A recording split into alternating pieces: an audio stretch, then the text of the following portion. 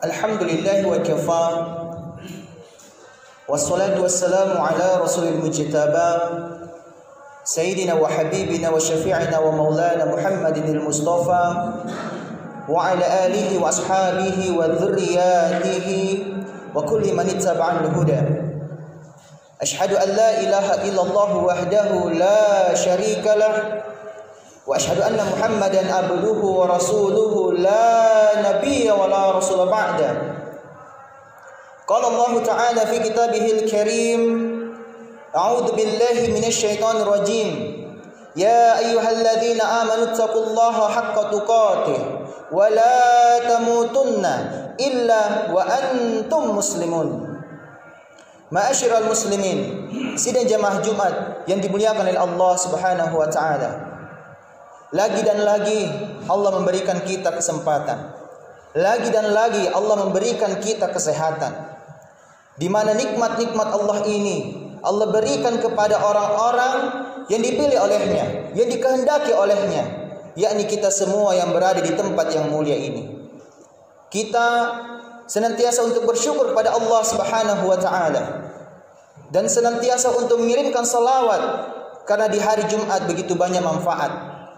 Apalagi ketika kita senantiasa untuk mengirim salawat, insyaallah kita akan terhindar dari mudarat. Dan insyaallah pahalanya juga berlipat-lipat sehingga kita bisa diselamatkan oleh Allah Subhanahu wa taala, selamat di dunia dan akhirat. Ma'asyiral muslimin, sidang jamaah Jumat yang dimuliakan oleh Allah Subhanahu wa taala. Hari-hari ini kita masih berada di situasi pandemi, di mana banyak toko-toko yang masih sepi, kehidupan belum banyak yang bersemi. Tapi yakinlah Allah Subhanahu wa taala tetap memberikan kita nikmatnya, tidak pernah putus. Luar biasa. Di antara kita juga banyak yang galau. Mengapa? Kita merasa mungkin doa-doa banyak yang tidak diterima atau tertolak. Kita sudah berusaha, sudah berikhtiar, tetapi kenapa belum juga ada hasil yang maksimal? Bisa jadi karena doa kita yang juga belum maksimal. Atau mungkin ada yang berdoa tapi belum tahu kenapa doanya belum juga diterima oleh Allah Subhanahu wa taala. Padahal Allah Subhanahu wa taala menegaskan dengan sangat jelas, ud'uuni astajib lakum. Berdoalah kepadaku, memintalah kepadaku, niscaya aku perkenankan untukmu. Artinya, apapun doa kita, apalagi itu jelas-jelas baik untuk kehidupan kita, keluarga kita, Allah Subhanahu wa taala pasti perkenankan. Pasti dan pasti. Hanya ada syaratnya.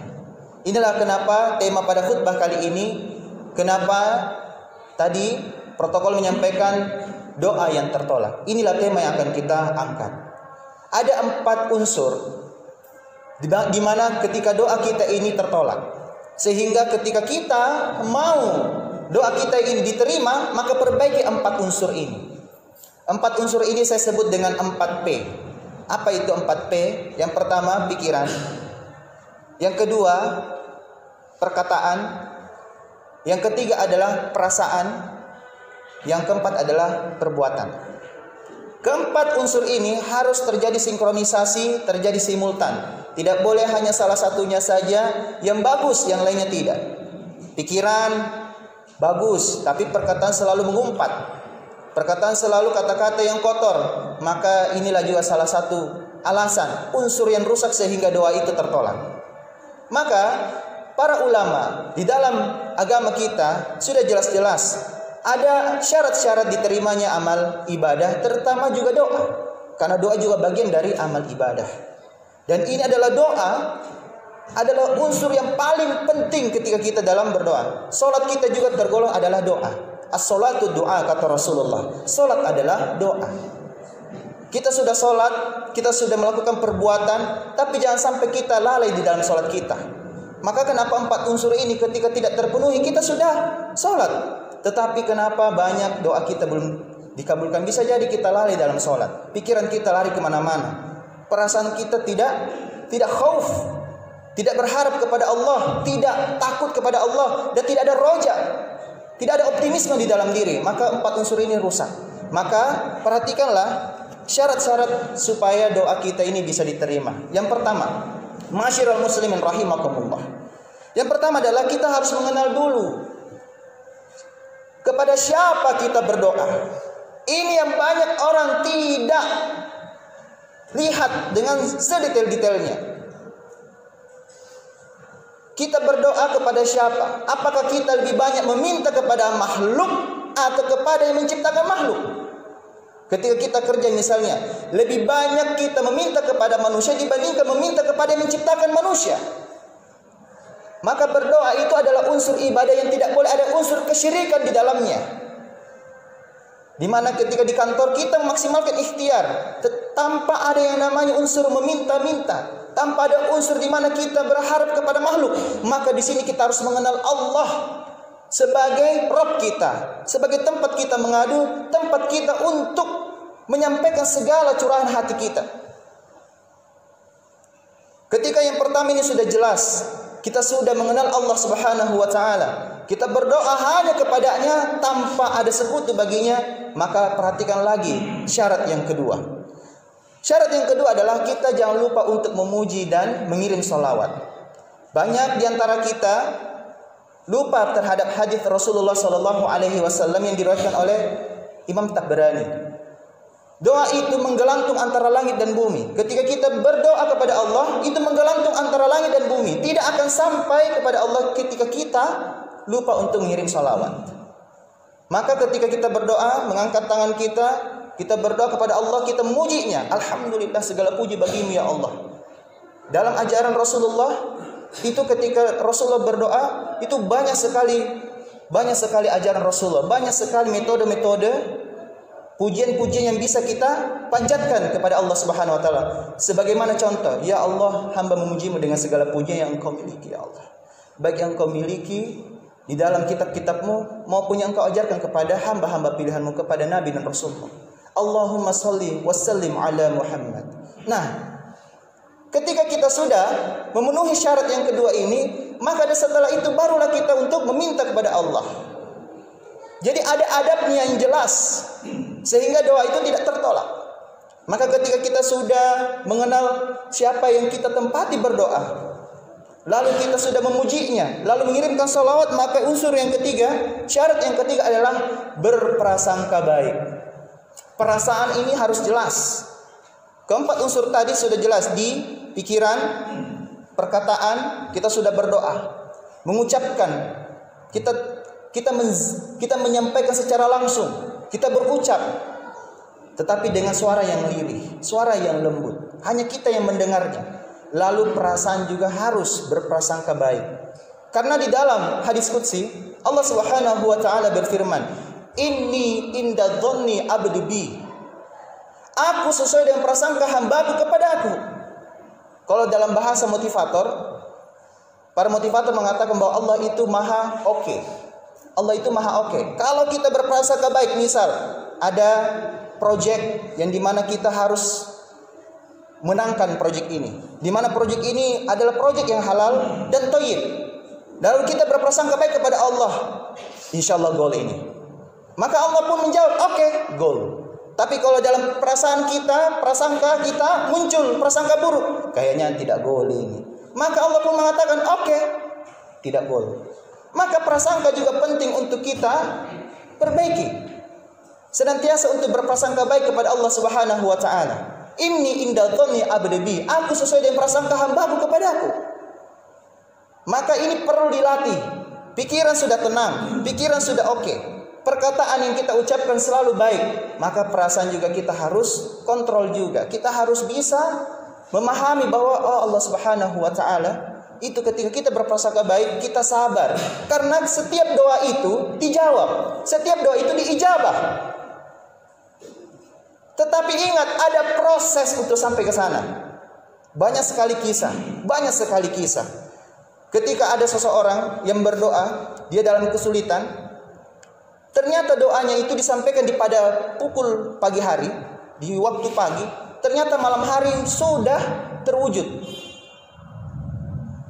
Prosesnya sampai malam hari itu ternyata ada waktu. Allah Subhanahu wa taala itu sedang memantaskan diri kita. Sedang memantaskan diri kita. Inilah syarat yang keempat, memantaskan diri.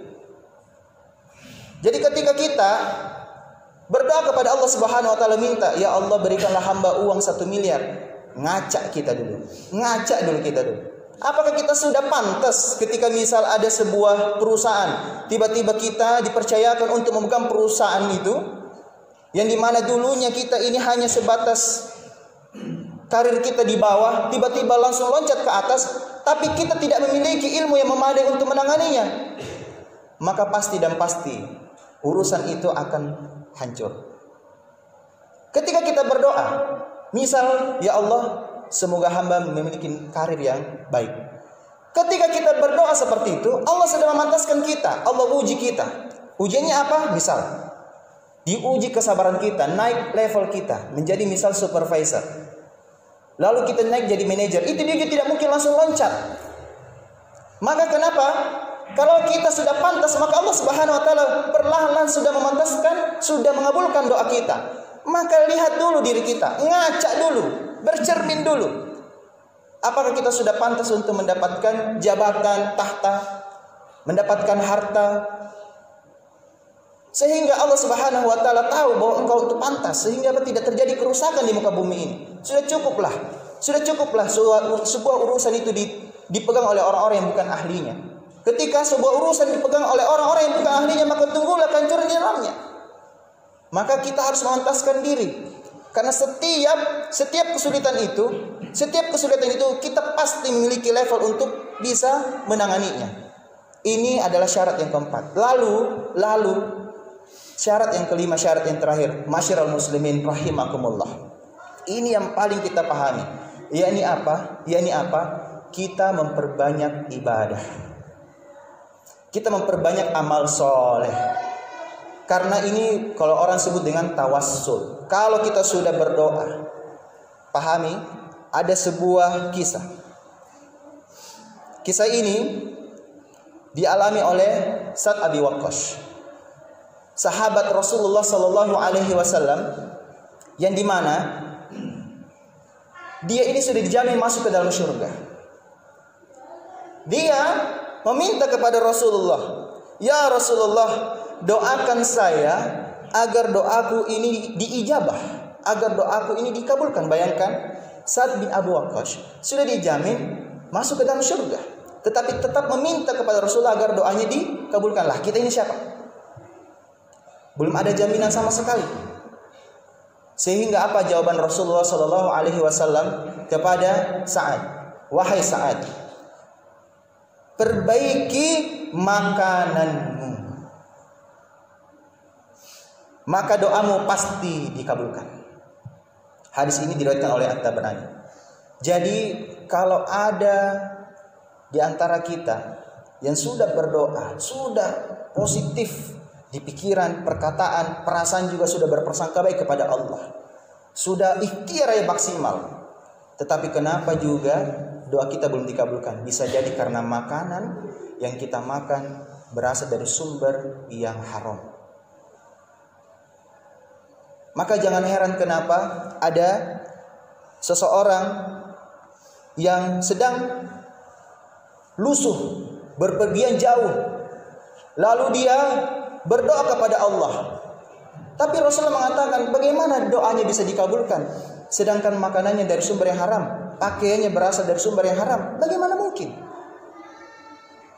Maka perlu sekali kita perhatikan sumber halalnya makanan kita, pakaian kita, sehingga ini menjadi sebab sehingga doa kita dikabulkan oleh Allah Subhanahu wa taala. Karena kenapa? Ketika ada sumber haram yang masuk ke dalam tubuh kita, 40 hari 40 malam ibadah kita tidak diterima, salat kita tidak diterima, sampailah kita memakan makanan yang halal. Barulah kita mulai membersihkan diri kita. Dalam penelitian secara ilmiah, dalam dunia kedokteran mengatakan bahwa tubuh kita ini terjadi generasi sel selama 40 hari 40 malam.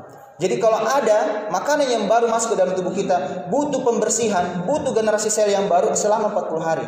Itulah kenapa dalam riwayat dari Rasulullah Shallallahu Alaihi Wasallam mengapa sumber yang haram itu membuat sholat kita tidak diterima.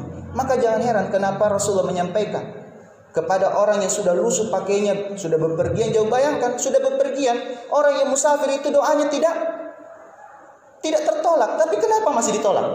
Orang yang pakainya lusuh, orang yang sudah merasa terzalimi, tapi kenapa juga doanya tidak diterima, masih tertolak? Karena sumbernya yang tidak halal. Maka perhatikanlah itu. Lalu juga amal yang berikutnya, mencari makanan yang halal. Lalu yang kedua adalah kita bertawassul dengan amal soleh kita. Sebagaimana kisah dari banyak sekali kisah, ada 3 pemuda yang masuk ke dalam gua, dia terjebak di dalam gua, tidak bisa terbuka batu tersebut, begitu beratnya, didorong pun tak bisa. Akhirnya mereka bertawassul kepada Allah dengan menyebutkan amalnya. Maka pada saat itulah perlahan-lahan pintu dari gua tersebut terbuka. Ketika pemuda ini berdoa dengan tawassul menyebutkan amalnya, maka terbukalah dan mereka pun bisa keluar dari gua tersebut. Maka itu adalah solusi terakhir. Ketika kita sudah memperhatikan syarat-syarat ini, insya Allah tidak ada lagi doa yang tertolak. Semoga ini menjadi solusi buat kita semua. Apalagi di tengah pandemi. Inilah sebenarnya kontemplasi besar buat kita jemaah. Introspeksi besar buat kita semuanya jemaah. Mengapa bencana demi bencana terjadi? Mengapa pandemi belum juga selesai? Bisa jadi kita ini ada teguran besar dari Allah Subhanahu wa taala kepada kita semua. Kita tidak perlu menyalahkan orang lain. Coba kita introspeksi ke dalam dulu. Melihat dulu diri kita. Jangan sampai doaku ini memang ditolak oleh Allah Subhanahu wa taala. Maka perbaikilah 5 syarat ini. Semoga Allah Subhanahu wa taala akhirnya membersihkan muka bumi ini dari virus corona. Amin amin ya rabbal alamin. Sebagai kesimpulan, jadikanlah doa itu sebagai senjata andalan, bukan sebagai senjata cadangan. Karena Rasulullah menyampaikan bahwa doa itu adalah senjatanya orang-orang beriman. Barakallahu lakum fil Qur'anil Karim. Wa nafa'ni wa iyyakum fihi minal ayati wa dzikril hakim. Wa taqabbala minna wa minkum tilawatahu. Innahu wal ghafurur rahim.